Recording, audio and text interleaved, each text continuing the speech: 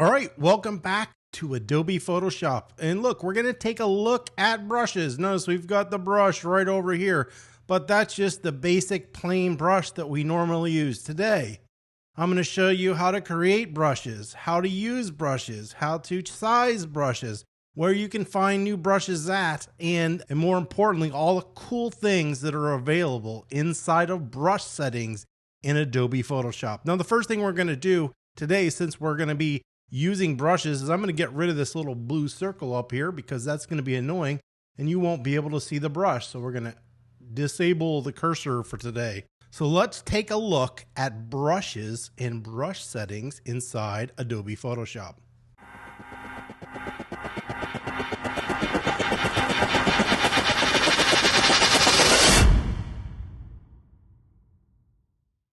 All right, so the first thing that we have here to get to our brushes is the letter B. It's this thing over here. And to click that, everybody knows you get a little brush, you click, and you can make a line or paint with it. And this is just the basic soft round brush that we have here. Now, if we want to get some other brushes, most people by now have probably figured out, but you can come up here to this little drop down window and click on this. In any brush that's loaded into your system, obviously I have some other ones, you can come in here and pick. So if I wanted to change and get a different type of brush, in this case, we'll use this one. I can come in here and I'm getting a different type of brush. Now you can see my brush changed, and that's because I have some special brush settings on it right now, making it automatically rotate. So let's go ahead and Command Z to get back out of that because we want this brush right here.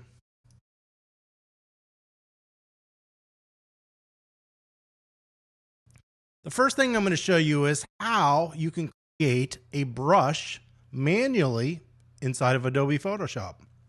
So we have this brush image and I downloaded it from the internet. It's a vector image and I opened it into Photoshop. The key here is you want it to basically be black and white. Brushes can be up to 5,000 pixels wide or that big. So if you want to use the brush really big, make sure you make it and start it out pretty close to 5,000 pixels. If you make it only 100 pixels, you're not going to be able to really make it any bigger than 100 pixels. Now, to turn this into a brush, it's very simple. We're going to go up here to Edit and drop down to Define Brush Preset. And just like that, we've actually created our brush.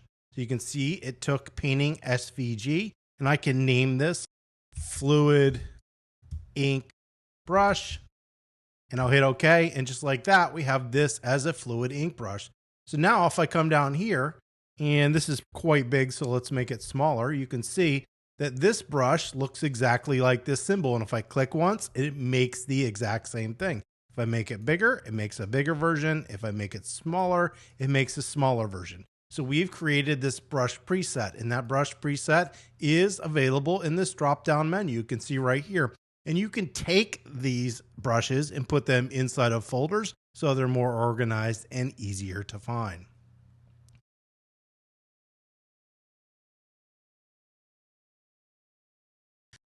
The next thing we're going to take a look at is size. So right here we have our size, and if I make this smaller and come out here, it's going to give us a little tiny brush. And if I make this bigger, you can see it goes up to 5,000 pixels. That's it. I can come in here and make a bigger brush. Then down here, we have a hardness and softness. And right now we don't have the hardness and softness option because we're using a special brush. But if I come in here to the soft round brush, I can make this brush edge softer or harder. So right now it's soft. I can come in here and paint that. But if I come up here and I slide the hardness slider all the way to the right, now we're going to have a hard brush. Soft brush, hard brush. Now this is just the basic brush panel. And coming up in here and sliding the size and hardness jitters is difficult. It's really not worth your time. So let me show you a quicker way, but not the best way. The next way to change your brush size is to use the bracket keys next to the letter P on your keyboard. So if I hit the bracket key on the right, it makes it bigger. If I hit the bracket key on the left, it makes my brush smaller. So let's go ahead and go into a blank layer because I think this is just going to be easier. So I'm making my brush larger. Right now, if I click, I've got that nice hard brush. Well, what happens if I want that soft brush? What we're going to do is use the same quick keys, the brackets next to the letter P, but this time we're going to hold the shift key. So if I hold the shift key and press it twice, you can see we're getting a softer brush. And if I hit it some more, we're getting a softer brush. If I hit the right bracket key, it's going to make that brush harder again. And then we have that hard brush. Let me go ahead and clear this stuff out. Once again, to make your brush larger, the right bracket key makes it larger. Left bracket key makes it smaller. Adding shift to the bracket keys on the left makes it softer. Right makes it harder. So that is the second way to adjust your brush. The last way to adjust your brush is a little bit more complicated to do and for me to explain because it differs between a Mac and a PC. The first way we're going to take a look at is I'm using a Mac, so I'm going to show you how to do this on a Mac and tell you what the quick keys are for a Mac. To adjust the brush, and this is probably the fastest way, you're going to hold down the Control and Option key on your keyboard. So it's Control and Option key are held down. Then you're going to left click and hold, all right? And notice we get the red symbol. That's showing us our brush size. Holding my left click down and my Option and my Control key, and I slide my mouse to the left, it makes the brush smaller. If I slide my mouse to the right, it makes my brush larger. If I go up, it makes my brush softer. If I go down, it makes it harder. So left smaller, right bigger, up, softer, down. So that's all controlled by my mouse. So it's a lot easier to just come in here and click that and then make a soft brush and you're ready to go. Plus you get to see exactly what you're doing where to make sure it's the right size. Now, if you want to do the exact same thing on a PC, there's a different set of quick keys. On a PC, you're going to hold down your Alt and right click. So you're going to hold down the right click and do Alt, and then it's going to allow you to do the same thing. So left is small, right is big, up is soft, down is hard. So those are the three different ways that you control your brush size in Adobe Photoshop.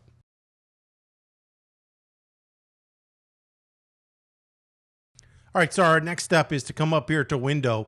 Under Window, you'll notice that we have brush settings, brushes, and we're also going to use color. I don't have brush settings selected yet, so I'm going to go ahead and check that. Remember, if you check something in the window, it's going to show up over on the right-hand side. So we're going to check that, and boom, just like that, it sets up. So instead of using the brushes over here, I can click on brushes here, and I can make this bigger. And now I have access to all my brushes. So what happens if you decide you want some new brushes and you don't want to create them? Well, that's really easy. If you have an Adobe Creative Cloud account, you can come up here to brushes, click on the little drop-down menu, and get more brushes. That will bring us to a new window. And you can see right here, new release, fall brushes, download. I can click that, and this will download some brushes. Brushes download as an ABR file. To install an ABR file, all you have to do is double click on it. But you can see right here, I've got a whole bunch of different cool brushes. So if I wanted the dry media brushes, I could hit download and I can download those brushes. After that's downloaded, you can see right here, I've got dry media ABR. All I need to do is double click this. So I'm going to double click this and boom, just like that, it's downloaded the dry media brushes. Probably in the bottom, you can see right here, I've already done it twice. So if I click on that, I can hit delete and we're good to go. If I want to see what the dry media brushes look like, I can open those up. And then inside here, I've got all those new dry media brushes. I can click on a brush and see what it does. So that's one way to get free brushes. The other way is you can purchase them. There's plenty of people out there that sell brushes. And brushes aren't always things for painting. I, as a photographer, use a lot of different types of brushes. One are eyelashes. So what I could do, and I think I downloaded an image, so let's go ahead and close this. Let me see if I can find it. All right, so now we have this vector of an eyelash, and you can see it's black and white. It's got some gray, so it's showing us a little drop shadow. If I wanted to turn this in to a brush, I could do what we did before. I can come up here and go to Edit, Define Brush Preset, and call this eyelash. And boom, just like that, I can now come in here and paint little eyelashes anywhere I want to go. Right now our flow is down to 16, but I can make it darker. And just like that, we can create our own eyelashes. So why in the world would a photographer want eyelash brushes? Well, sometimes people don't have a lot of eyelashes, especially their bottom eyelashes. So I have a whole set of eyelash brushes that I can use to create new eyelashes. And most likely nobody would know that I used a fake brush to create that. Now, one of the other things that I use a lot of times are smoke brushes. So I have a whole bunch of brushes that look like smoke. And what I can do is use the brush to reveal what's in the background by using a smoke brush on a mask. So let me show you what that means. So we have this picture of myself here. And what I'm going to do is just go ahead and delete these layers because I was working on this earlier for something else. I'm going to create a solid color overlay. So I'm going to go solid color and we're going to pick white. Let's say okay. Now you'll notice right here is our solid color. It's superseding what's below it because it's solid white. Our mask is white, so it's not showing what's below. If I hit Command I, it's going to show us what's below because now the mask is not affecting any of the white solid color. So what I can do now to reveal myself in a smoke pattern is use a smoke brush on a mask. So right here we have those smoke brushes and I can click on this smoke brush and you can see that's what it looks like right there. I can size my brush and make it a little bit smaller. And what I'm going to do here is in this mask, I'm going to paint the color black. So I'm going to go over here, make the color black. I know I'm over here. I'm going to click once and boom, just like that.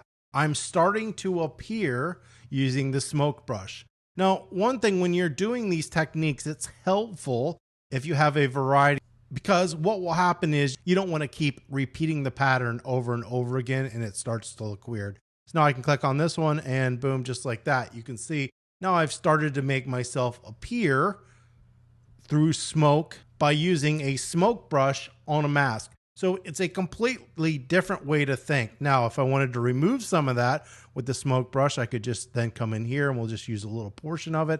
I'm using the opposite color, which is white, and that's going to take some of that out. So that's a way to use a smoke brush in a mask to reveal an image below. So let's go ahead and close this out. All right, so for right now, we're going to make this one a little bit bigger so we can see what's going on. Okay. So we've got our brushes. So up here, we've learned that we can click on this and drop down and we can get some more brushes. We can also create our own brushes. So if we created our own brushes, and we'll just use these for instance, I'll make some selections here of these brushes. We can come up here and then we could export these as an ABR file, and then we could give them to our friends. So I could come down here, export selected brushes. I could give it a name and do it. Now I'm not going to do that, but that's a way to save your own brushes. Now the next thing we're going to take a look at are brush settings. And brush settings are really where you can control what the brush looks like and how it behaves. So the first thing we're going to take a look at is these are our brushes that we saw before. So if you remember all these brushes that we saw, right here's the little icons for all those brushes. This number stands for the max size it was created at. So this one was a 2,353 pixel inch brush when it was created. If it was a 5,000 on here, it's a 5,000 pixel brush. All right. Next thing we have down here is another slider. This slider just controls the size of the brush, just like we saw before when we were looking up here, no different. We can flip the brush X and Y. So if we got a brush that has something on it, so notice I'll click once so we can see it. I can hit flip X. Now it's going to be upside down and we get the kind of upside down. If I want to flip it left and right, I can click it and flip it left and right. So that's what the flip buttons do. We can change the angle You can manually input the angle. You can use the scrubber to control your angle. Or you can come over here and grab this little point and slide this to change your angle. You can control your roundness by inputting a number here, using the scrubber to change the angle. So I'm making this a flatter brush there. Or I can come in here and grab these little dots to control the roundness of my brush. Now, let me go back a couple times so we can see this. And I'm going to go to just a basic round hard brush. A brush is not actually a brush in Adobe Photoshop. Think of it as a stamp, right? Once you click and it makes a stamp. The reason that it looks like a brush and then it can draw a straight line is because of the spacing over here. So if I click and drag, notice it makes basically a straight line. Well, that makes a lot of sense, right? But watch what happens if I change the spacing. So now we're at 130%, and as I drag, it's making a series of dots, because before, when I had the spacing real close, every 5 pixels, it was making a new dot, and it appears as if it was a straight line. But when we increase the spacing, in this case, we'll try to get right at 100. There we go. It should make a dot every space. So I'm going to use a shift click. So the way this works is you click once, you go to where you want the dots to end, you hold shift and you click, and it will create a perfectly straight line of dots. So you can see it's create a whole bunch of lines. If I decrease that and do the same thing, so it's click once, hold shift, click again, you can see the little bumps of how it changed that spacing to create that line. So that is what spacing does. Usually it's around 5%.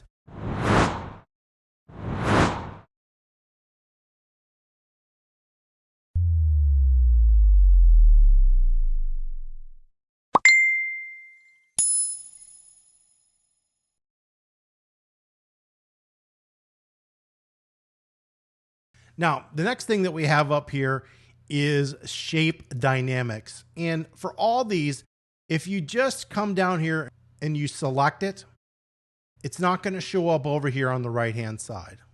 You need to select it by clicking on the word. So in this case, if I have both of these off and I just click on the little box, shape dynamics doesn't actually show up so I can change or do anything to it. I need to also click it and highlight it so it comes up. And on the right-hand side, we're going to have a whole bunch of different stuff that we can do.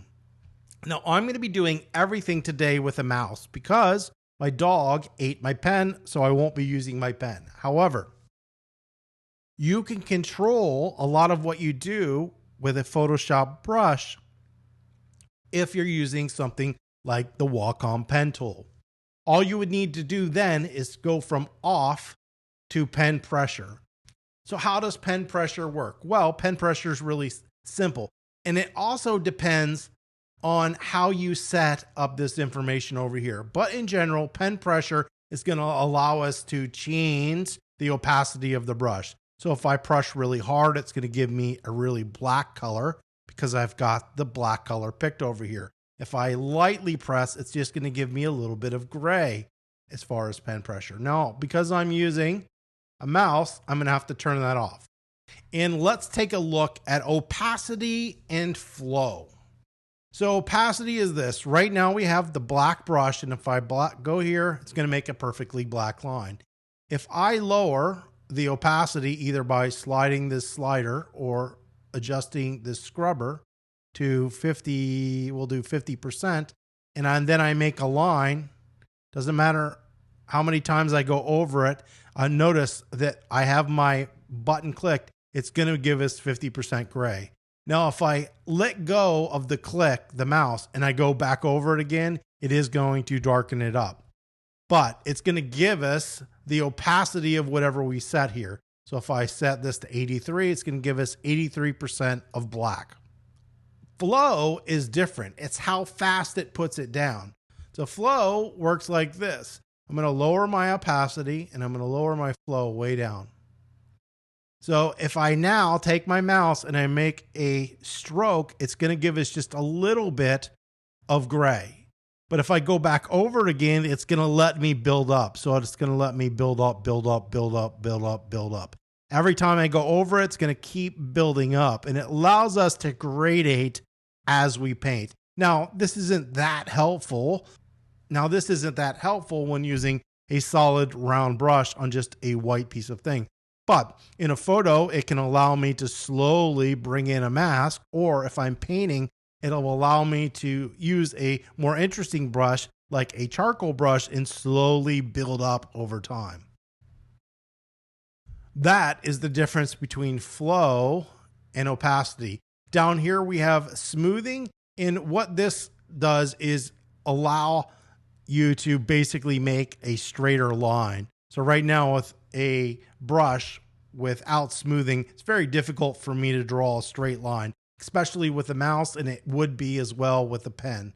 If I increase my smoothing, it's going to make it a little bit easier so I'm not as jiggly to create that straight line. And you can play around with this and see how it works. Usually by default, I think it's around 10%, a basic stroke. But as you increase that, it will make your hand a little more steady so that you can draw that straight line. And don't forget, if you do want to draw a straight line, that is click once, hold shift, go to the other end, click again, and it will draw a perfectly straight line. So let's undo all this stuff. And let's take a look at shape dynamics, and let's get ourselves a different looking brush. So we'll come down here. We're going to get a artist brush, and that looks pretty interesting. So let's see what this looks like. We'll come over here, and yep, we've got that little brush right there. So let's go back to brush settings. I'm going to hit Command Z to undo that. And you'll notice up here, I've got my size jitter all the way up to 100. If I have it at 0, and I'm going to change the angle 0 back down to 0, every time I click, nothing's going to happen different to the brush. The brush is always going to stay exactly the same. But if I change the size jitter on my brush, every time I click, notice it's giving me a different size brush. Higher this is, the more variance we're going to get as we draw a line. All right. So it's changing automatically the size of my brush. Next is minimum diameter. So I have it at 0%, meaning it could be just 1 pixel big. If I change this, it's going to still change it, but it's not going to make anything under 51% that small. So I'm going to have brushes that are going to be closer to the same amount of size. I usually leave this at 0. Angle jitter is the same thing as size jitter, but it's controlling the angle. So now not only is the brush going to change in sizes, it's also going to basically rotate it at different angles and vary how that brush works. So that is our angle jitter. And then down here we have a roundness jitter. So we can change the roundness of the brush. So now I can control, and you can see it's controlling the size, the angle, and the roundness of that brush. Right here, we've got another control for minimum roundness settings. And if you turn everything off, you're back to where the brush does not change at all. So that is shape dynamics. We'll go ahead and remove all this stuff again.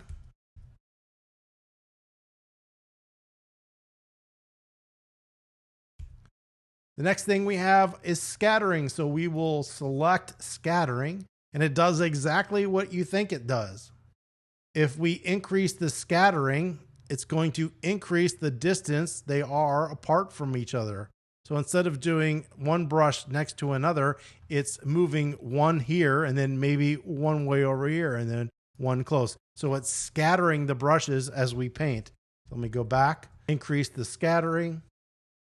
Both axes come over here, and you can see it's randomly changing where the pattern is. Now, I've turned shape dynamics off, remember, so we're not changing that. But if I wanted to change the size in the angle jitter and then do this, now we're going to have scattered brushes, but they're also going to rotate and be on different sizes. Go ahead and turn this stuff back off. That's scattering. This is our minimum count and our count jitter, however much we want that to change.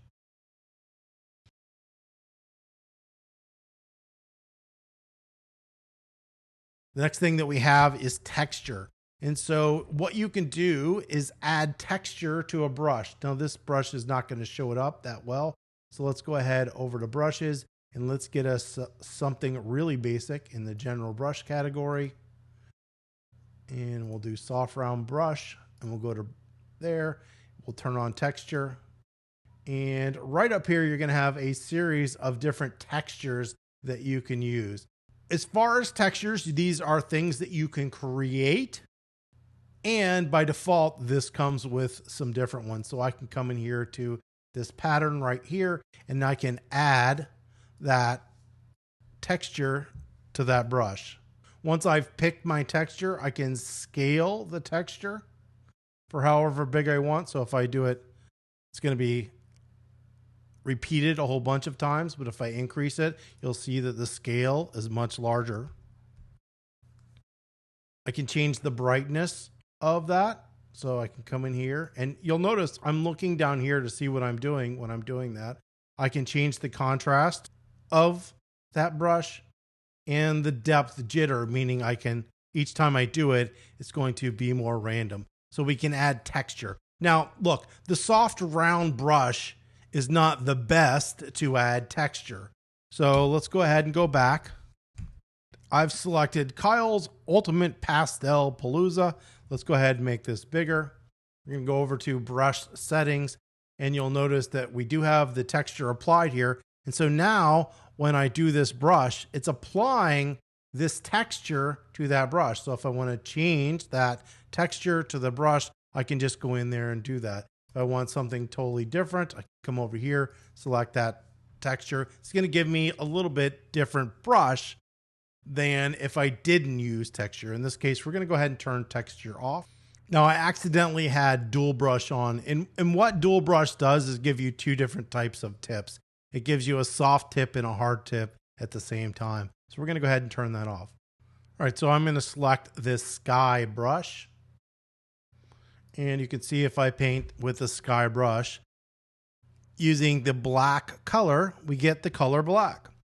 But if I want to change the color, I can come down to the color picker, pick red, click on that, and now I'll get the color red. Now you'll notice over here I've got color window panel open, and that would just be go to window, drop down, make sure color is selected. I can come in here and just pick the color green and we'll get the color green. I can pick the color red, we'll get that color red. Anywhere that I pick in here, it's automatically going to change the color over here. Now, if you want your colors over here to go back to default colors, which are black and white, all you need to do is hit the letter D on your keyboard. If you want to flip these colors, you're going to hit the letter X. X is going to flip them. So I could actually come in here and make this red and hit OK. Using that method, I can flip this and come over here to the color picker, make that one green, and now I can paint green and just hit the letter X and go to red. So very simple ways to change color inside of Photoshop. So let's go back to brush settings here.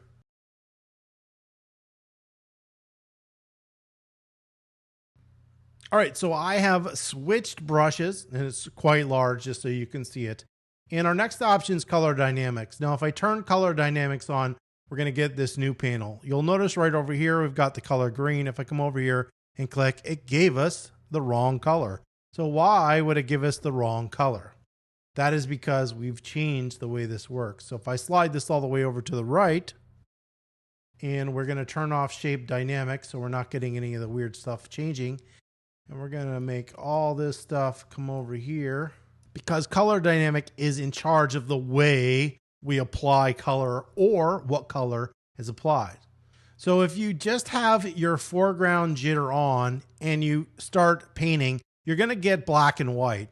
The reason is because our purity slider is at 0. So if we slide that up to 100% and then I click, Notice we're going to get variations of these two colors because we're telling it to apply it. If I want just the foreground color, we go to there. If I just want the background color, we go to there.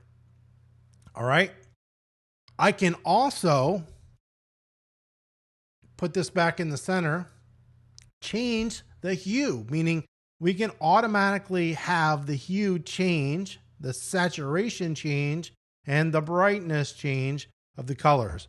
I'm going to make this smaller so we can see it. And each time I click, it's changing the hue, the saturation, and the brightness jitter.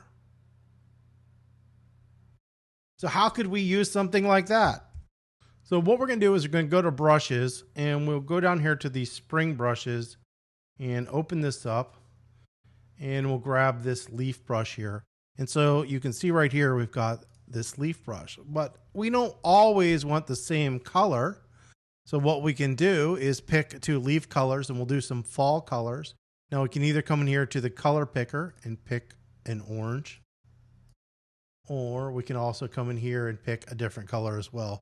So we'll get that, and let's get a little bit browner color, like about that. Okay, so we can go back to our brush settings. We can put our foreground background jitter on. We'll slide these off for brightness. We can change the saturation a little bit. We'll get the purity up kind of there. And now every time I click, it's giving us a little variation of those different colors that we have. And remember, we can change this more or less by controlling the hue and the saturation to get more variance by just randomly coming in here and using color dynamics to blend these two colors. To blend these two colors that are over here. So that's using color dynamics to adjust our image.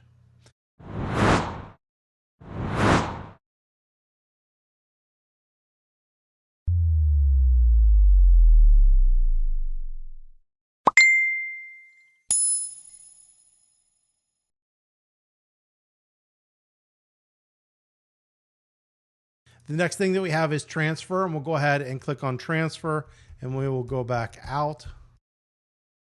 And we're going to turn off scattering so it doesn't go all over the place. And under transfer, we have opacity jitter and flow jitter. Remember over here, we had opacity. We learned that if we put it at 50%, it's going to give us 50% of that color. If we change our flow jitter, each time we go over it, it's going to build it up more and more. Now, right now, the control is set on pen pressure. So let's go ahead and turn that off because I'm not using a pen. It's going to get rid of some of this other options down here. If you do have a pen, you're going to have more options. But we can change our flow and our opacity jitter. And now, every time we do this, we're getting some lighter ones and some darker ones because it's controlling how much opacity and flow is in each image. If I turn the opacity up, we're going to get darker images, but occasionally we might get some lighter ones because our flow jitter is up, but not totally on. So if I come up here and give us more flow jitter and go back out, we should get more variance each time we do this because we've increased that flow. Just like if we increase our opacity, we're going to get the same effect. So that is using transfer, and I almost. The next option is brush pose. Under brush pose, and I can't really demonstrate this by using a mouse, but I can explain to you what it is. With the brush, one of the things that you can change is options by tilting your brush. If you tilt your brush, one of the things you can change is I'm going to go up here to brush shape. If I tilt it, I could actually change this brush. So if I pull these in, it makes it thinner. What you can do with this is lock that position in. So you can lock it. So no matter how you tilt your pen, it's always going to be locked in that position that you liked. And then when you want to undo it, you can override that and remove that. But that's what the option here for locking in the tilt is. And we'll go ahead and turn that off. And our last options here are one, we have noise, so we can add some noise to our brush. We can use wet edges on our brush. We can build up, meaning we can build up and make colors darker and darker. We can do smoothing. We can protect texture in our brush, meaning it's not going to get rid of some of that texture by building it up as you paint over it.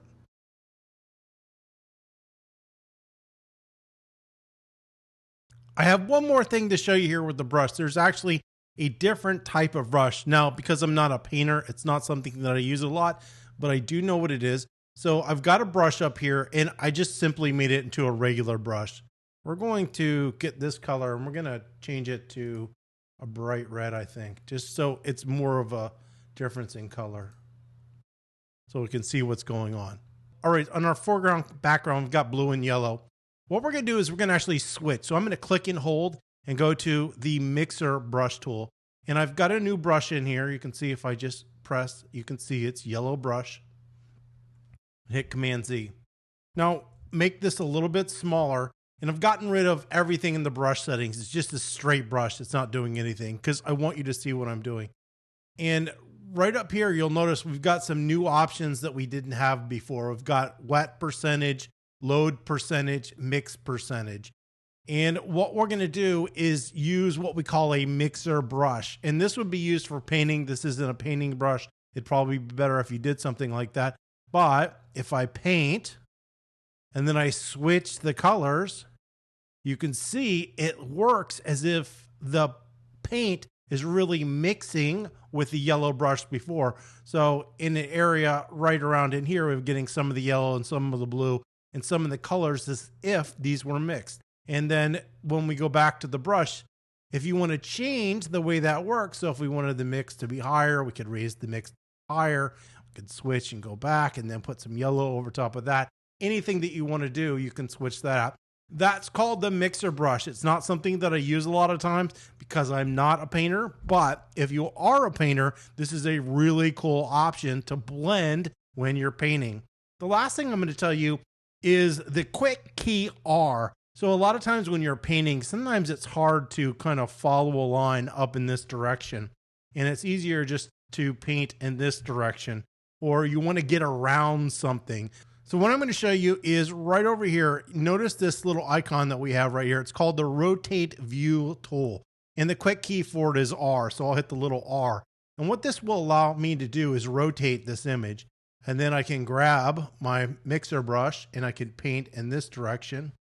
And then I can hit the R and rotate back this way. And then I can hit B for brush and then I can go and paint. And when I'm done, I can just hit escape and it goes back out. It doesn't actually rotate the image and keep it. It just lets you twist and turn. So it makes it easier for you to make a line. And that is right over here. It's this icon called the rotate view tool.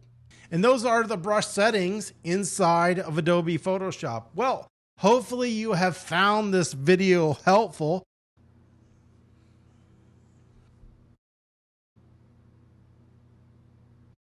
Well, that's it for brushes and brush settings inside of Adobe Photoshop.